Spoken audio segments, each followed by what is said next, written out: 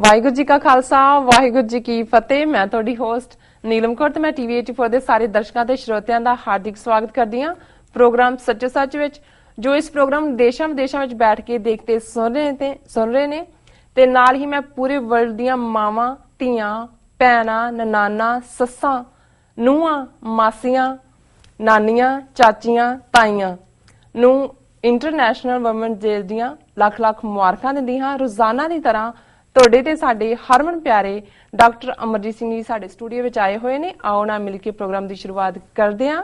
ਜੀ ਡਾਕਟਰ ਸਾਹਿਬ, ਵਾਹਿਗੁਰੂ ਜੀ ਕਾ ਖਾਲਸਾ ਵਾਹਿਗੁਰੂ ਜੀ ਕੀ ਫਤਿਹ। ਜੀ ਡਾਕਟਰ ਸਾਹਿਬ ਜੀ ਆਇਆਂ ਨੂੰ ਪ੍ਰੋਗਰਾਮ ਸੱਚੋ ਸੱਚ ਵਿੱਚ। ਸ਼ੁਕਰੀਆ, ਤੁਸੀਂ ਹੋਰ ਸਾਰਾ ਕਿਹਾ, ਦਾਦੀਆਂ ਨੂੰ ਛੱਡ ਲਿਆ ਵਿੱਚੋਂ। ਦਾਦੀਆਂ ਨੂੰ ਮੁਬਾਰਕਾਂ। ਜੀ ਡਾਕਟਰ ਸਾਹਿਬ, ਅੱਜ 8 ਮਾਰਚ 2016 25 ਫੱਗਣ ਨਾਨਕਸ਼ਾਹੀ ਸੰਮਤ 547 ਦਾ ਦਿਨ ਹੈ ਤੇ ਡਾਕਟਰ ਸਾਹਿਬ ਪ੍ਰੋਗਰਾਮ ਦੀ ਸ਼ੁਰੂਆਤ ਕਰਾਂਗੇ। ਅੱਜ ਤੁਹਾਨੂੰ ਵੀ ਪਤਾ ਹੈਗਾ, ਸਾਨੂੰ ਸਾਰਿਆਂ ਨੂੰ ਪਤਾ ਹੈ ਕਿ ਅੱਜ ਇੰਟਰਨੈਸ਼ਨਲ ਵੂਮਨ ਡੇਜ਼ ਹੈਗਾ ਤੇ ਇਸ ਬਾਰੇ ਤੁਸੀਂ ਸਾਡੇ ਦਰਸ਼ਕਾਂ ਨੂੰ ਸਾਡੀਆਂ ਖਾਸ ਕਰਕੇ ਨਹੀਂ ਅੱਜ ਦਾ ਦਿਨ ਤੁਹਾਡੇ ਨਾਲ ਮਤਲਬ ਮੈਂ ਸਮਝਦਾ ਵੀ ਜਦੋਂ ਅਸੀਂ ਲਗਭਗ 7-8 ਹਜ਼ਾਰ ਸਾਲ ਦਾ ਮਨੁੱਖੀ ਇਤਿਹਾਸ ਦੇਖਦੇ ਜੀ ਤੇ ਇਸ 'ਚ ਕੋਈ ਸ਼ੱਕ ਨਹੀਂ ਕਿ ਬੇਸ਼ੱਕ ਕਹਿਣ ਨੂੰ ਬਹੁਤ ਸਾਰੇ ਸਕੂਲ ਆਫ ਥਾਟ, ਧਰਮ, ਫਿਲਾਸਫੀਆਂ, ਅਸੀਂ ਵੀ ਸਾਰੇ ਬਹੁਤ ਗੱਲਾਂ ਮਾਰਦੇ ਜੀ, ਪਰ ਮੈਂ ਸਮਝਦਾ ਹੈ ਵੀ ਜਿਹੜੀ ਕੋਈ ਵੀ ਇੱਕ ਲਾਈਨ, ਜਿਵੇਂ ਭਾਰਤ ਦੇ ਕੰਟੈਕਸਟ 'ਚ ਦਲਿਤ ਵਰਗ ਹੈ, 4000 ਸਾਲ ਤੋਂ ਉਹਦਾ ਸ਼ਿਕਾਰ ਨੇ ਡਿਸਕ੍ਰਿਮੀਨੇਸ਼ਨ ਦਾ।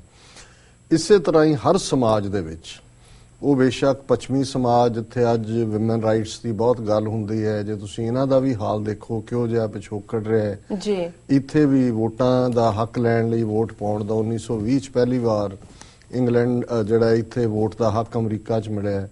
ਇੰਗਲੈਂਡ ਦੇ ਹਵਾਲੇ ਨਾਲ ਦਲੀਪ ਸਿੰਘ, ਰਣਜੀਤ ਸਿੰਘ ਦਾ ਛੋਟਾ ਪ੍ਰਿੰਸ, ਮਹਾਰਾਜਾ ਰਾਦਰ, ਬਾਅਦ ਚ ਮਹਾਰਾਜਾ ਬਣਿਆ, ਉਹਨਾਂ ਦੀ ਬੇਟੀ ਜਿਹੜੀ ਸੋਫੀਆ, ਜਿਸ ਦੇ ਉੱਤੇ ਹੁਣ ਕਿਤਾਬ ਵੀ ਆਈ ਹੈ ਔਰ ਮੇਰੇ ਮਿੱਤਰ ਸਰ ਹਰਪ੍ਰੀਤ ਸਿੰਘ ਬਰਾੜ ਉਹਨਾਂ ਨੇ ਮੈਨੂੰ ਭੇਜੀ, ਉਹ ਕਿਤਾਬ ਮੈਂ ਅਜੇ ਪੜ੍ਹੀ ਨਹੀਂ, ਪਰ ਉਸ ਦੇ ਜਿੰਨੇ ਇੱਕ ਰਿਵਿਊ ਮੈਂ ਦੇਖੇ ਨੇ ਕਿ ਜਿਹੜੀ ਇੰਗਲੈਂਡ ਦੇ ਵਿੱਚ ਵੀ ਬਹੁਤ ਸਾਰੀ ਵਿਮਨ ਰਾਈਟਸ ਦੀ ਸਟਰਗਲ ਹੋਈ, ਉਸ ਦੇ ਵਿੱਚ ਇਸ ਬੀਬੀ ਸੋਫੀਆ ਨੇ ਬਹੁਤ ਵੱਡਾ ਯੋਗਦਾਨ ਪਾਇਆ ਸੀ। ਕਈ ਵਾਰ ਰੈਲੀਆਂ ਦੇ ਦੌਰਾਨ ਜਾਂ ਦੂਜੇ ਉੱਪਰ ਕਾਰ ਦੇ ਚੜ੍ਹ ਜਾਂਦੇ ਸੀ। ਸੋ ਇਹ ਇੱਕ ਪਾਰਟ ਜਦੋਂ ਅਸੀਂ ਇਸ ਮਨੁੱਖੀ ਇਤਿਹਾਸ ਵੱਲ ਨਜ਼ਰ ਮਾਰਦੇ ਹਾਂ ਤੇ ਕਿਤੇ ਕਬੀਲੇ ਦੇ ਨਾਂ ਥੱਲੇ, ਕਿਤੇ ਗ੍ਰਸਤ ਦੇ ਕਾਨੂੰਨਾਂ ਦੇ ਨਾਂ ਥੱਲੇ, ਕਿਤੇ ਮਨੂ ਸਮ੍ਰਿਤੀ ਵਰਗਾ ਉਹ ਭੱਦਾ ਗੰਦਾ ਗ੍ਰੰਥ ਜਿਸ ਨੇ ਔਰਤਾਂ ਔਰ ਸ਼ੂਦਰਾਂ ਦੇ ਮੁੱਢਲੇ ਹੱਕ ਖੋਏ, ਜਿੱਥੇ ਅਸੀਂ ਮਿਡਲ ਈਸਟ ਦੇ ਕਬੀਲਿਆਂ ਦੀ ਗੱਲ ਕਰਦੇ ਹਾਂ, ਕਬੀਲਿਆਂ ਦੇ ਕਾਨੂੰਨ ਇਸ ਕਿਸਮ ਦੇ, ਔਰ ਜੇ ਅਸੀਂ ਕਬੀਲਿਆਂ ਦੀਆਂ ਲੜਾਈਆਂ 'ਚ ਔਰ ਅਦਰਵਾਈਜ਼ ਦੇਖਦੇ ਹਾਂ ਔਰਤਾਂ ਲੁੱਟ ਦਾ ਮਾਲ, ਔਰ ਇਹ ਟ੍ਰੈਂਡ ਈਵਨ ਅੱਜ ਵੀ ਜਦੋਂ ਫੌਜੀ ਹਮਲੇ ਹੁੰਦੇ ਨੇ, ਕਿਸ ਕਿਸਮ ਦਾ 20ਵੀਂ ਸਦੀ ਦੇ ਵਿੱਚ ਉਹ ਰੇਪ ਆਫ ਨੈਨਕਿੰਗ ਹੋਏ ਜਾਂ ਜੋ ਕੁਝ ਹੁਣ ਹੋ ਰਿਹਾ ਜਿੱਥੇ ਜਿੱਥੇ ਵੀ ਅਸੀਂ ਦੇਖਦੇ ਹਾਂ, ਜੋ ਸੁਡਾਨ 'ਚ ਜਾਂ ਜੋ ਆਈਸਿਸ ਦੇ ਨਾਂ ਥੱਲੇ ਜਿਸ ਕਿਸਮ ਦੀ ਜਿਹੜੀ ਗੁੰਡਾਗਰਦੀ ਦਾ ਸ਼ਿਕਾਰ ਔਰਤਾਂ ਹੋ ਰਹੀਆਂ ਨੇ, ਔਰ ਈਵਨ ਰੀਸੈਂਟ ਅਸੀਂ ਹਰਿਆਣੇ ਦੇ ਵਿੱਚ ਜੋ ਕੁਝ ਦੇਖਿਆ, ਨਵੰਬਰ 84, ਜੂਨ 84 ਦਾ ਅਸੀਂ ਦੁਹਰਾਉਂਦੇ ਸੀ, ਜੋ ਕੁਝ ਹਰਿਆਣੇ 'ਚ ਹੋਇਆ, ਮੋਸਟ ਮਾਡਰਨ ਅਖੌਤੀ ਸਟੇਟ, ਸਭ ਤੋਂ ਵਧੀਆ ਜੀ ਪ੍ਰੋਗਰੈਸਿਵ ਸਟੇਟ, ਔਰ ਜਿਸ ਕਿਸਮ ਦਾ, ਸੋ ਇਹ ਆਪਣੇ ਆਪ ਦੇ ਵਿੱਚ ਇਸ ਗੱਲ ਦਾ ਸਬੂਤ ਹੈ ਕਿ ਔਰਤ ਕਿਵੇਂ ਸਦੀਆਂ ਤੋਂ, ਮਿਲੇਨੀਅਮਸ ਤੋਂ ਜਿਹੜੀ ਹੈ ਉਹ ਜ਼ਬਰ ਦਾ ਸ਼ਿਕਾਰ ਹੈ, ਔਰ ਉਸ ਦੇ ਪਿੱਛੇ ਕੋਈ ਸ਼ੱਕ ਨਹੀਂ। ਹਾਲਾਂਕਿ ਇੱਕ ਦਿਨ ਮੈਂ ਇੱਕ ਟੈਕਸੀ 'ਚ ਗਿਆ ਔਰ ਉਹਨਾਂ ਦਾ ਜਿਹੜਾ ਡਰਾਈਵਰ ਸੀ ਉਹ ਸਿਲਹਟ ਬੰਗਲਾਦੇਸ਼ ਤੋਂ ਸੀ ਜੀ, ਔਰ ਉਹਨਾਂ ਨੇ ਰਾਹ ਦੇ ਵਿੱਚ ਮੇਰੀ ਇਹ ਹੁੰਦਾ ਹੈ, ਸੁਭਾਅ ਹੈ, ਮੈਂ ਗੱਲਬਾਤ ਸ਼ੁਰੂ ਕਰ ਲੈਂਦਾ। ਮੇਰੇ ਲਈ ਇਹ ਹੁੰਦਾ ਹੈ ਕਿ ਵੀ ਹਰ ਇਨਸਾਨ ਜਿਹੜਾ ਇੱਕ ਖੁੱਲੀ ਕਿਤਾਬ ਹੈ ਔਰ ਉਹਦੇ 'ਚ ਉਹਦੇ ਕੋਲ ਤੁਹਾਨੂੰ ਦੇਣ ਨੂੰ, ਸਿਖਾਉਣ ਨੂੰ ਕੁਛ ਹੈ। ਸੋ ਚਲੋ ਸਿਲਹਟ ਦੀ ਕੰਪੋਜੀਸ਼ਨ ਕੀ ਹੈ, ਕਿਵੇਂ ਹੈ, ਕਿਉਂਕਿ ਮੈਨੂੰ ਪਤਾ ਸੀ ਕਿ ਵੀ ਉੱਥੇ ਸਭ ਤੋਂ ਵੱਡੀ ਜਿਹੜੀ ਹੈ ਕਾਫੀ ਦੀ ਐਕਸਪੋਰਟ ਬੰਗਲਾਦੇਸ਼ ਦੀ ਸਿਲਹਟ ਤੋਂ ਹੁੰਦੀ ਹੈ। ਸੋ ਉਹਨਾਂ ਨੇ ਫਿਰ ਇੱਕ ਕਬੀਲੇ ਦੀ ਗੱਲ ਕੀਤੀ ਕਿ ਸਾਡੇ ਕਬੀਲਾ ਸ਼ਾਇਦ ਖਾਸਾ ਕਬੀਲਾ ਹੈ, ਬੇਸ਼ੱਕ ਉਹ ਜਿਹੜਾ ਬਹੁਤ ਆਪਣੇ ਢੰਗ ਨਾਲ ਰਹਿੰਦੇ ਨੇ, ਪਰ ਉਹਦੇ 'ਚ ਉਹਨਾਂ ਨੇ ਕਿਹਾ ਵੀ ਔਰਤ ਜਿਹੜੀ ਹੈ ਉਹ ਬ੍ਰੈਡ ਵਿਨਰ ਹੈ, ਉਹ ਕੰਮ ਕਰਦੀ ਹੈ, ਔਰ ਕਾਨੂੰਨ ਵੀ ਔਰਤਾਂ ਦੇ ਨੇ, ਬੰਦੇ ਘਰਾਂ 'ਚ ਰਹਿੰਦੇ ਨੇ ਜੀ। ਔਰ ਫਿਰ ਉਹਨਾਂ ਨੇ ਕਿਹਾ ਕਿ ਜੀ ਈਵਨ ਹਾਂ ਜਿਹੜਾ ਸਿੰਬੋਲਿਕ ਉਹਨਾਂ ਦਾ ਮਹਾਰਾਜਾ ਹੁੰਦਾ ਉਹ ਮਰਦ ਹੀ ਹੁੰਦਾ, ਲੇਕਿਨ ਉਸ ਸਾਰੇ ਕਬੀਲੇ ਦੇ ਵਿੱਚ ਵਿਮਨ ਬਹੁਤ ਪਾਵਰਫੁਲ ਨੇ। ਸੋ ਬਹੁਤ ਸਾਰੀਆਂ ਟਰਾਈਬਲ ਸੁਸਾਇਟੀਜ਼ ਈਵਨ ਅਫਰੀਕਾ ਦੇ ਵਿੱਚ ਜਾਂ ਭਾਰਤ 'ਚ ਵੀ, ਕੇਰਲਾ ਦਾ ਇੱਕ ਟਰਾਈਬ ਇਸ ਕਿਸਮ ਦੀ ਸੀ, ਇੱਕ ਵਾਰੀ ਉਹਦੀ ਕਹਾਣੀ ਵੀ ਕਿ ਵੀ ਇੱਥੇ ਤਾਂ ਹੁਣ ਹੁੰਦਾ ਹੈ ਨਾ ਜੀ ਕਿ ਬੰਦਿਆਂ ਨੇ ਹੋਇਆ ਜੀ ਤਲਾਕ ਦੇ ਦਿੱਤਾ, ਕੱਢ ਦਿੱਤਾ, ਉੱਥੇ ਜਿਸ ਇੰਨੇ ਕੋ ਫਰੀडम ਰਹੀ ਹੈ ਉਹਨਾਂ ਕੋਲ, ਜਿਹਨੂੰ ਅੱਜ ਅਸੀਂ ਬੜੀ ਸਿਵਲਾਈਜ਼ ਸੁਸਾਇਟੀ ਕਹਿੰਦੇ ਹਾਂ ਜੀ, ਸਿਵਲਾਈਜੇਸ਼ਨ ਦੇ ਨਾਂ ਥੱਲੇ ਤਾਂ ਅਸੀਂ ਜੋ ਕੁਝ ਕੀਤਾ ਹੈ ਔਰਤ ਦਾ, ਅੱਜ ਇਹ ਸਾਰੀ ਮਾਡਲਿੰਗ ਹੋਏ, ਇਹ ਜਿਹੜੀਆਂ ਰੈਂਪ ਪੈਰੇਡਸ ਹੋਣ, ਇਹ ਜਿਹੜਾ ਸਾਰਾ ਜੋ ਕੰਮ ਅਦਰਵਾਈਜ਼ ਸੈਂਕੜਿਆਂ ਸਾਲ ਪਹਿਲਾਂ ਮਰਦ ਆਪਣੀ ਹਵਸ ਦੀ ਪ੍ਰਾਪਤੀ ਲਈ ਕਰਦੇ ਰਹੇ, ਉਹੀ ਕੰਮ ਅੱਜ ਕਰੀਅਰ ਦੇ ਨਾਂ ਥੱਲੇ, ਪੈਸਾ ਕਮਾਉਣ ਦੇ ਨਾਂ ਥੱਲੇ। ਸੋ ਗੱਲ ਕੋ ਬਹੁਤੀ ਬਦਲੀ ਨਹੀਂ ਹੈ, ਉਹਦੀ ਟਰਮ ਭਾਵੇਂ ਡਿਫਰੈਂਟ ਹੋਏ, ਲੇਕਿਨ ਉਹਨਾਂ ਕਬੀਲਿਆਂ ਦੀ ਇੰਨੀਆਂ ਕੰਪਾਵਰਡ ਵਿਮਨ ਸੀ ਜਾਂ ਅੱਜ ਵੀ ਨੇ ਉਹਨਾਂ ਕੁਝ ਕਬੀਲਿਆਂ ਕਿ ਜਿਹਨੇ ਕੋਈ ਗੜਬੜ ਕੀਤੀ, ਉਹ ਆਣ ਲੱਗੇ ਉਦੋਂ ਸ਼ਾਮ ਨੂੰ ਬੰਦਾ ਘਰ ਆਏਗਾ ਤਾਂ ਉਹਦਾ ਜੁੱਲੀ ਬਸਤਾ ਦਰਵਾਜ਼ੇ ਦੇ ਬਾਹਰ ਰੱਖਿਆ ਹੁੰਦਾ, ਇਹਦਾ ਮਤਲਬ ਵੀ ਚਲੋ ਹੁਣ ਜੀ। ਸੋ ਕੁੱਲ ਮਿਲਾ ਕੇ ਇਸ ਸਾਰੇ ਚੋਂ ਜਦੋਂ ਅਸੀਂ ਇਸ ਇੰਟਰਨੈਸ਼ਨਲ ਵਿਮਨ ਡੇ ਦੀ ਗੱਲ ਕਰਦੇ ਹਾਂ ਕਿ ਇਹਦਾ ਖਿਆਲ ਸਭ ਤੋਂ ਪਹਿਲਾਂ 28 ਫਰਵਰੀ 1909 ਨੂੰ ਨਿਊਯਾਰਕ ਦੇ ਵਿੱਚ ਇੱਕ ਸੋਸ਼ਲਿਸਟ ਪੋਲੀਟੀਕਲ ਇਵੈਂਟ ਸੀ, ਉਹਦੇ 'ਚ ਉਹਨਾਂ ਨੇ ਸੋਸ਼ਲਿਸਟ ਪਾਰਟੀ ਆਫ ਅਮਰੀਕਾ ਨੇ ਇਸ ਦੀ ਸ਼ੁਰੂਆਤ ਕੀਤੀ। Over A period of time ਇਹ ਬਹੁਤ ਸਪਰੈਡ ਹੋਇਆ, ਹੁਣ ਹਰ ਯੂਰਪ ਦੇ ਆਪਣੇ, ਹਰ ਇੱਕ ਦੇ ਆਪਣੇ ਥੀਮ ਨੇ, ਪਰ ਯੂਨਾਈਟਿਡ ਨੇਸ਼ਨਸ ਦੇ ਥੱਲੇ ਇਹ ਇੱਕ ਮਾਰਚ 8 ਜਿਹੜਾ ਹੈ ਇੰਟਰਨੈਸ਼ਨਲ ਵਿਮਨਸ ਡੇ ਦੇ ਤੌਰ ਤੇ ਰੈਕਗਨਾਈਜ਼ਡ ਹੈ, ਔਰ ਹਰ ਸਾਲ ਇਸ ਦਿਨ ਦਾ ਇੱਕ ਥੀਮ ਹੁੰਦਾ ਹੈ। ਔਰ 2016 ਦਾ ਜਿਹੜਾ ਥੀਮ ਹੈ Planet 50-50 by 2030 Step it up for gender equality। ਮਤਲਬ ਇਹ ਹੈ ਕਿ ਵੀ 2030 ਤੱਕ ਪਹੁੰਚਦੇ ਆ ਇਸ ਧਰਤੀ ਤੇ, ਤੁਸੀਂ ਕਹਿਣ ਨੂੰ ਤਾਂ ਕਹੀ ਜਾਂਦੇ ਹੋ ਜੀ ਔਰਤਾਂ ਦੇ ਬੜੇ ਬਰਾਬਰ ਦੇ ਹੱਕ ਨੇ, ਪਰ ਇਹ ਸਾਡਾ ਥੀਮ ਹੈ ਕਿ 2030 ਤੱਕ ਪਹੁੰਚਦੇ ਆ ਵਾਕਿਆ ਹੀ ਪਲੈਨਟ ਜਿਹੜਾ ਹੈ 50-50 ਹੋਏ between man and women. Step it up for gender equality, ਕਿ ਇਹ ਜਿਹੜੀ ਜੈਂਡਰ ਬਰਾਬਰੀ ਹੈ ਇਸ ਦੇ ਲਈ ਸਟਰਗਲ ਜਿਹੜੀ ਹੈ ਪੇਸ਼ਕਦਮੀ ਕਰੋ। ਸੋ ਅਸੀਂ ਬੇਸ਼ੱਕ ਮਾਣ ਲੈਂਦੇ ਹਾਂ ਇਸ ਗੱਲ ਦੇ ਉੱਤੇ, ਜਦੋਂ ਅਸੀਂ ਸਿੱਖ ਧਰਮ ਦੇ ਹਵਾਲੇ ਨਾਲ ਗੱਲ ਕਰਦੇ ਹਾਂ, ਗੁਰੂ ਨਾਨਕ ਸਾਹਿਬ ਨੇ ਜਿਸ ਕਦਰ ਜਿਹੜੀਆਂ ਉੱਥੇ ਪ੍ਰੀਵੇਲਿੰਗ ਸੁਸਾਇਟੀਜ਼, ਧਰਮ ਔਰ ਦੂਸਰੇ ਕਬੀਲਿਆਂ ਦੇ ਔਰ ਮਨੂ ਸਮ੍ਰਿਤੀ ਦੇ ਰੂਲਸ ਥੱਲੇ ਜਿੱਥੇ ਔਰਤ ਨੂੰ ਨਰਕ ਦੁਆਰੀ ਦੱਸਿਆ ਜਾਂਦਾ ਸੀ, ਜੋਗ ਮਤ, ਗੋਰਖ ਮਤ, ਸਿੱਧ ਮਤ, ਜਿਹੜੇ ਬੜੇ ਯੋਗੀ ਬਣੇ ਹੋਏ ਨੇ, ਇਹ ਤਾਂ ਔਰਤਾਂ ਬਾਰੇ ਇਹਨਾਂ ਨੇ ਕੀ ਕਿਹਾ ਹੋਇਆ, ਗੋਰਖਨਾਥ, ਮਛੰਦਰਨਾਥ। ਔਰ ਇਸ ਸਾਰੇ ਨੂੰ ਜਦੋਂ ਭਾਈ ਗੁਰਦਾਸ ਜੀ ਨੇ ਚੈਲੰਜ ਕੀਤਾ ਸੀ ਕਿ ਤੁਸੀਂ ਜਿਨ੍ਹਾਂ ਨੂੰ ਨੀਵੇਂ ਕਹਿੰਦੇ ਹੋ ਕਿ ਹੋਏ ਅਤੀਤ ਗ੍ਰਸਤ ਤਜ ਉਹਨੂੰ ਕੇ ਗ੍ਰਹਿ ਮੰਗਣ ਜਾਈ, ਕਿ ਤੁਸੀਂ ਅਦਰਵਾਈਜ਼ ਬੜੇ ਅਤੀਤ ਬਣੇ ਹੋਏ ਹੋ, ਫਿਰ ਆਪਣੇ ਟੁਕੜੇ ਲੈਣ ਲਈ ਉਹਨਾਂ ਦੇ ਘਰਾਂ ਦੇ ਅੱਗੇ ਜਾਂਦੇ ਹੋ। ਔਰਤ ਕਿਵੇਂ, ਗ੍ਰਸਤ ਨੂੰ ਇਸ ਲਈ ਮਾੜਾ ਮੰਨਿਆ ਜਾਂਦਾ ਸੀ ਕਿ ਔਰਤ ਜਿਹੜੀ ਹੈ ਉਸ ਨੂੰ ਜਿਹੜਾ ਇੱਕ ਵਿਕਾਰਾਂ ਦਾ ਮੁਜੱਸਮਾ ਮੰਨਿਆ ਜਾਂਦਾ ਸੀ, ਜਾਂ ਔਰਤ ਔਰ ਮਾਇਆ ਇਹ ਦੋਨੋਂ ਸ਼ਬਦ ਵੀ ਸਿਨੋਨਿਮਸ ਨੇ। ਔਰ ਇਸ ਦੇ ਨਾਲ ਜੋੜ ਕੇ ਜਿਸ ਕਿਸਮ ਦਾ ਮੰਨੂ ਨੇ ਰਿਵੈਂਜ ਲਿਆ ਔਰਤਾਂ ਤੋਂ, ਉਹਨਾਂ ਨੇ ਤਾਂ ਕਿਹਾ ਕਿ ਵੀ ਔਰਤ ਨੂੰ ਕਦੇ ਇਕੱਲੀ ਨਾ ਰਹਿਣ ਦਿਓ, ਛੋਟੀ ਹੋਏ ਤੇ ਪਿਓ, ਫਿਰ ਘਰ ਵਾਲਾ, ਫਿਰ ਪੁੱਤਰ, ਔਰ ਕੋਈ ਰਾਈਟ ਨਹੀਂ। ਉਹ ਕਹਿਣ ਨੂੰ ਕਹੀ ਜਾਣਗੇ ਜੀ ਸਾਡੀਆਂ ਦੇਵੀਆਂ ਨੇ, ਸਾਰੀਆਂ ਦੇਵੀਆਂ ਕੁਆਰੀਆਂ ਨੇ, ਕਿਉਂਕਿ ਇਹਦਾ ਮਤਲਬ ਇਹ ਹੈ ਕਿ ਜਿਹੜੀ ਉਹ ਕੰਨਿਆ ਦੇ ਨਾਲ ਜੁੜਿਆ ਹੋਇਆ ਉਹਨਾਂ ਦੀਆਂ ਆਪਣੀਆਂ ਕਹਾਣੀਆਂ, ਉਹਦੇ ਚੋਂ ਜੋ ਮਰਜ਼ੀ ਕੱਢ ਲੈਣ, ਲੇਕਿਨ ਕੋਈ ਇਹਨਾਂ ਦੀ ਦੇਵੀ ਜਿਹੜੀ ਉਹ ਮੈਰਿਡ ਨਹੀਂ ਹੈ। ਉਹਦਾ ਰੀਜ਼ਨ ਕਿਉਂਕਿ ਗ੍ਰਸਤ ਦੇ ਨਾਲ ਨੀਵਾਂਪਨ ਔਰ ਔਰਤ ਦਾ ਸਟੇਟਸ ਜਿਹੜਾ ਉਸ ਲੈਵਲ ਦੇ ਉੱਤੇ ਇਹਨਾਂ ਨੇ ਰੱਖਿਆ।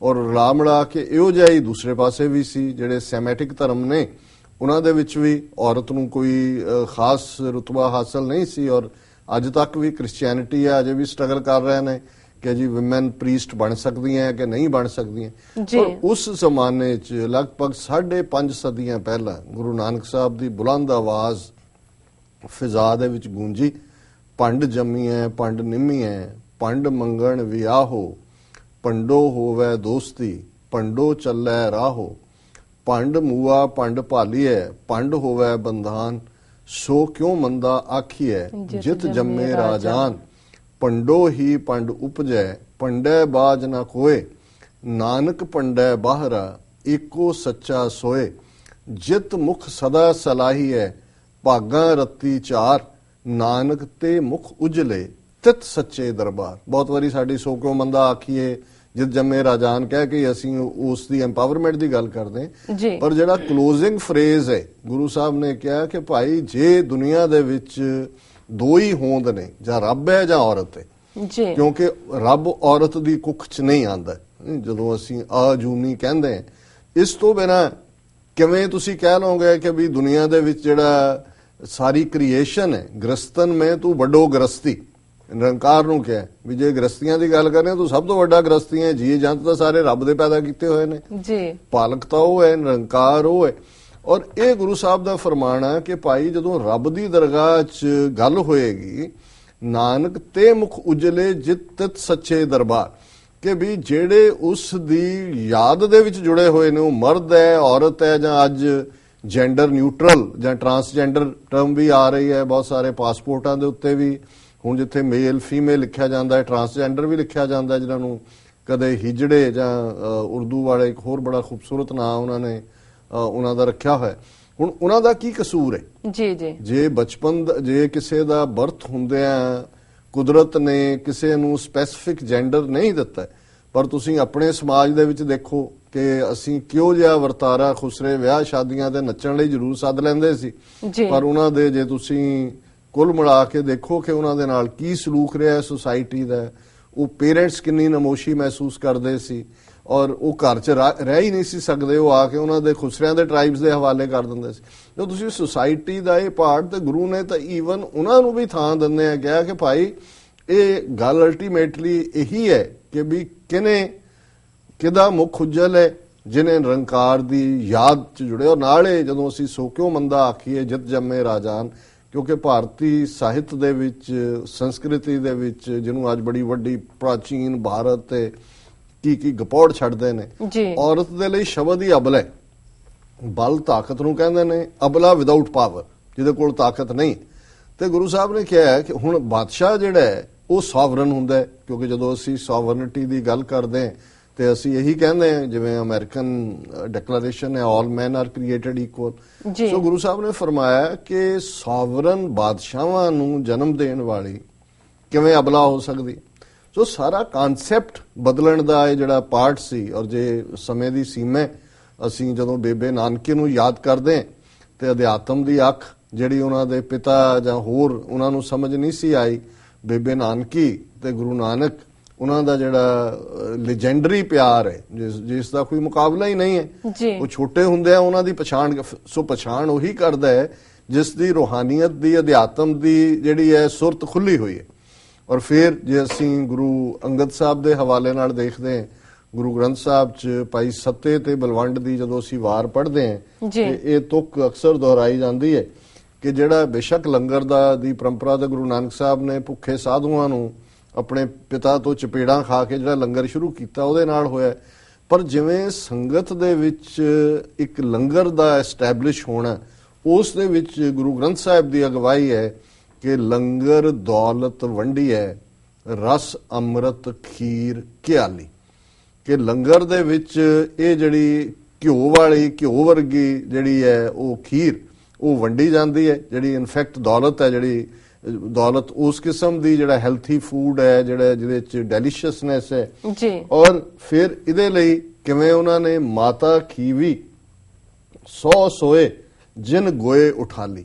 ਹੁਣ ਇੱਥੇ ਗੁਰੂ ਅੰਗਦ ਸਾਹਿਬ ਨੂੰ ਆਇਡੈਂਟੀਫਾਈ ਕਰਨ ਲਈ ਇਹ ਨਹੀਂ ਕਿਹਾ ਕਿ ਮਾਤਾ ਖੀਵੀ ਗੁਰੂ ਅੰਗਦ ਦੇ ਧਰਮ ਪਤਨੀ ਨੇ ਜਾਂ ਮਹਿਲ ਨੇ, ਉਹਨਾਂ ਨੇ ਕਿਹਾ ਕਿ ਮਾਤਾ ਖੀਵੀ 100 ਸੋਏ, ਕਿ ਮਾਤਾ ਖੀਵੀ ਦੇ ਪਤੀ ਉਹ ਨੇ ਜਿਨ ਗੋਏ ਉਠਾਲੀ, ਜਿਨ੍ਹਾਂ ਨੇ ਧਰਤੀ ਨੂੰ ਦਾ ਭਾਰ ਚੁੱਕਿਆ ਹੋਇਆ।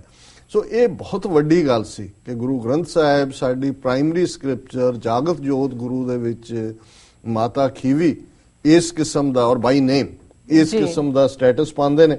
ਫਿਰ ਅਸੀਂ ਗੁਰੂ ਅਮਰਦਾਸ ਜੀ, ਜਿਨ੍ਹਾਂ ਦੇ ਰੈਵੋਲੂਸ਼ਨਰੀ ਸਟੈਪ ਪਰਦੇ ਦਾ ਸਿਸਟਮ ਖਤਮ ਕਰਨਾ, ਸਤੀ ਦਾ ਸਿਸਟਮ ਖਤਮ ਕਰਨਾ, ਔਰ ਜੇ 22 ਮੰਜੀਆਂ ਗੁਰੂ ਅਮਰਦਾਸ ਜੀ ਨੇ ਪ੍ਰਚਾਰ ਲਈ ਸਥਾਪਿਤ ਕੀਤੀਆਂ। ਕ੍ਰਿਸਚਨ ਤਾਂ ਅੱਜ ਡਿਬੇਟ ਕਰ ਰਹੇ ਨੇ ਕਿ ਪ੍ਰੀਸਟ ਬਣਾਈਏ ਕਿ ਨਾ, ਤੇ ਗੁਰੂ ਅਮਰਦਾਸ ਜੀ ਨੇ ਉਸ ਜ਼ਮਾਨੇ 'ਚੋਂ 22 ਮੰਜੀਆਂ ਸਾਰੇ ਸਾਊਥ ਏਸ਼ੀਆ ਸਨ, ਨਾ ਸਿਰਫ ਕੱਲੀਆਂ ਬੀਬੀਆਂ ਨੂੰ, ਜਿਵੇਂ ਮਾਈ ਭਾਗ ਭਰੀ। ਬਹੁਤ ਵਾਰੀ ਕਸ਼ਮੀਰ ਦੀ ਸਿੱਖੀ ਦੀ ਜਦੋਂ ਗੱਲ ਹੁੰਦੀ ਹੈ, ਔਰ ਬਹੁਤ ਪੰਜਾਬ ਵਾਲੇ ਜਾ ਕੇ ਦੇਖ ਕੇ ਕਹਿਣਗੇ ਜੀ ਕਸ਼ਮੀਰ ਦੇ ਵਿੱਚ ਕਿਆ ਕਹਿਣੇ, ਕੋਈ ਤੁਹਾਨੂੰ ਪਤਤ ਨਹੀਂ ਮਿਲਦਾ, ਸਾਬਤ ਸੂਰਤ ਔਰ ਪੱਕੇ ਸਿੱਖ ਔਰ ਪੂਰੇ ਖੜਕਾਧਾਰੀ ਖਾਲਿਸਤਾਨ ਦੀ ਲਹਿਰ 'ਚ ਵੀ ਯੋਗਦਾਨ ਹੈ।